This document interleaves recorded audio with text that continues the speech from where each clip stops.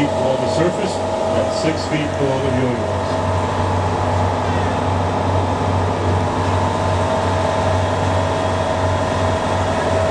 Yep. Going to start at the stern, head towards the bow. We'll go from back to front, side to side. Doesn't matter where you're standing, everybody's going to get a good look at everything.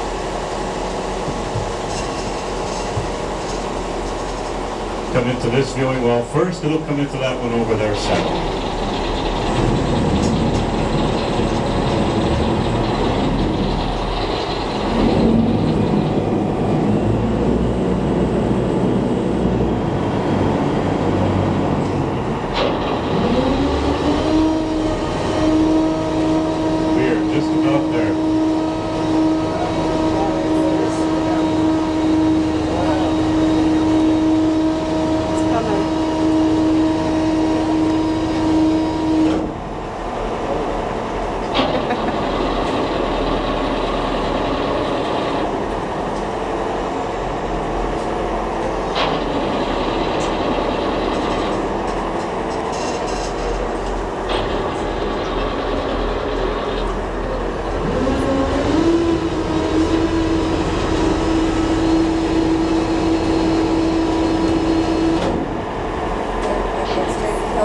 There you have the stern rail coming into view. Oh my. Wow. Wow is right. It looks like you could reach out and touch it, but that's about 6 feet below the viewing wells. We have a nice, easy drift today. I'm not going to have to talk real fast. The rudder post, a metal steering mechanism, coming into view right there. Then as we continue across the stern deck, small hatch comes into view right here. A primitive ladder went down to the bottom of the vessel there. Halfway down the ladder, you were able to enter the cabin area. You look towards the back of the viewing wells, you see a piece of the side rail laying across the stern deck. It also lays across the cabin area. It's about a 55-foot piece that was broken off by divers back in the 60s. Prior to 1980, divers used to tie off right to the shipwreck. On a windy day, they snapped that side rail. In 1980, the Underwater Preserve was established to protect all shipwrecks and anything of historical value within 1 mile of the Elgin County shoreline. We're over the cabin area right now. It's about 20 by 20. You'll see some huge beams down there in the dark water. Cabin floor rested right on those beams, recessed into the hull of this ship by about 4 feet. When the ship went down, the pressure was so great that that cabin popped and 3 crew members were lost.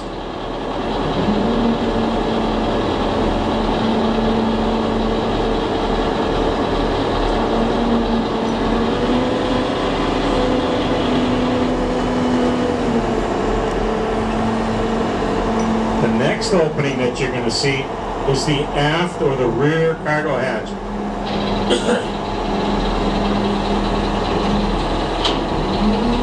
Coming into view right here. Now local farmers would show up at the docks when these ships pulled in. They were always trying to make a few extra bucks to help feed the wife and kids.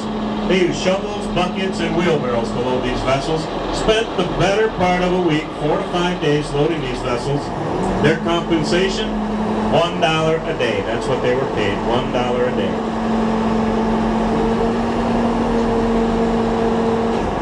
Now as we approach the midship area, it's actually about 15 feet below the viewing wells.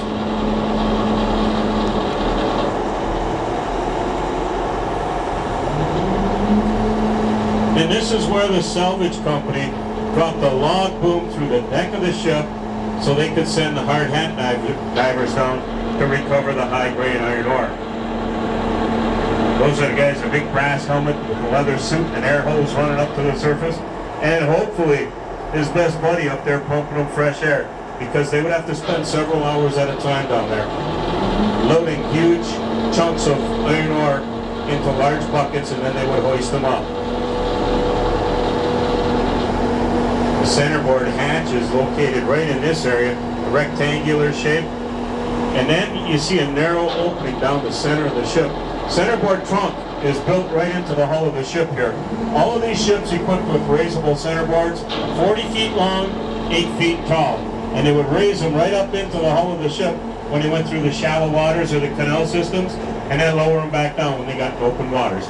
It would help navigate the ship, keep it running straight. Right in this area, you can actually see the log boom that was dropped through the deck of the ship. The salvage company wasn't concerned with the integrity of the ship.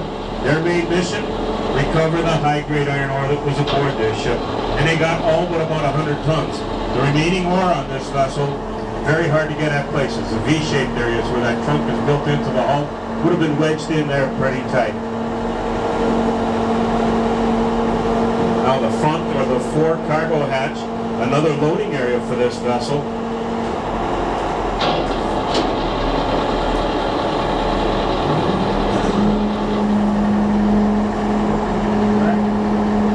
What they what? When they moved it, they used a great big steam-powered vessel and pulled it over here. Now you see a small hole in the center of the deck there. That's the bilge pump hole. That's where they would manually pump water from the hull of the ship when she took on water from rough seas or heavy rainstorms. That next hole is 3 feet in diameter. That's the foremast hole. The mast that stood from that, 110 feet tall, made out of a white pine.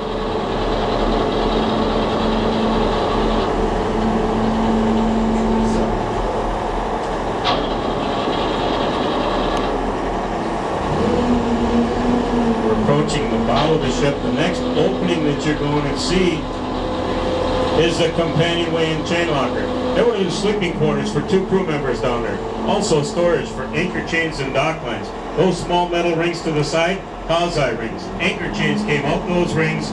Anchors themselves stored right on the deck of the ship. The huge beam that sticks up off the deck there is the tow post.